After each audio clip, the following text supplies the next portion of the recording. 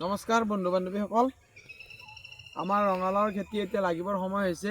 আমাৰ 42 দিন 45 দিন হৈ গ'ল।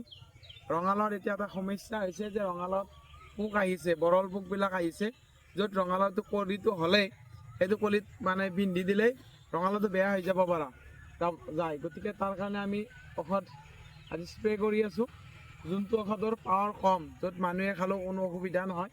আৰু যিয়ে নহওক ৰঙালাও আমাৰ লগাৰ পৰা আৰু এমাহ হ'লে আমি ৰঙালাওটো বিক্ৰী নকৰোঁ। আৰু আমি বেছিভাগটো সাৰটো জৈৱিকে ইউজ কৰিছোঁ, কিন্তু পোকৰ ইমান উপদ্ৰৱ, তাৰ কাৰণে আমি ষ্টিকাৰবিলাক লগাই দিছোঁ। আজি ৰাতিপুৱা ষ্টিকাৰবিলাক লাগি আছে।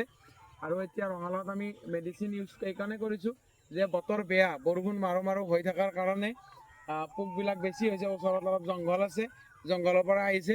সেইকাৰণে বন্ধুসকল, আপোনালোক যিসকলে ৰঙালাওৰ খেতি কৰে তেওঁলোকে এইখিনি সময়ত প্ৰটেকশ্যন ল'ব লাগিব।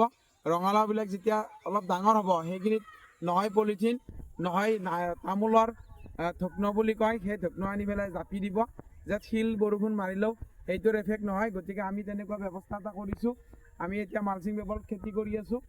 মানে গাছ ভালে থাকিলেও যদি ফলবিলাক বেয়া হৈ যায় তাৰ কাৰণে উৎপাদনটো নাপাব। সেইকাৰণে মই এটা কথা ক'ব বিচাৰোঁ খেতিয়ক বন্ধুসকল, আপোনালোকে নিজৰ খেতিৰ দ্বাৰা ভালদৰে প্ৰটেকশ্যন কৰাৰ কাৰণে আপোনালোকে যিখিনি যাৱতীয় বস্তু লাগে সেইখিনি আনি ল'ব। আৰু বতৰ বেয়া, যথেষ্ট বেয়া, শিল বৰষুণ মাৰিব পৰা সম্ভাৱনা আছে।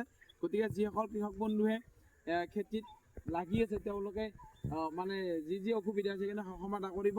লগতে মোৰ ফেচবুক পেজটো আপোনাক ফ'ল' কৰি ল'ব আৰু ভাল লাগিলে লাইক আৰু ছাবস্ক্ৰাইব কৰি ল'ব।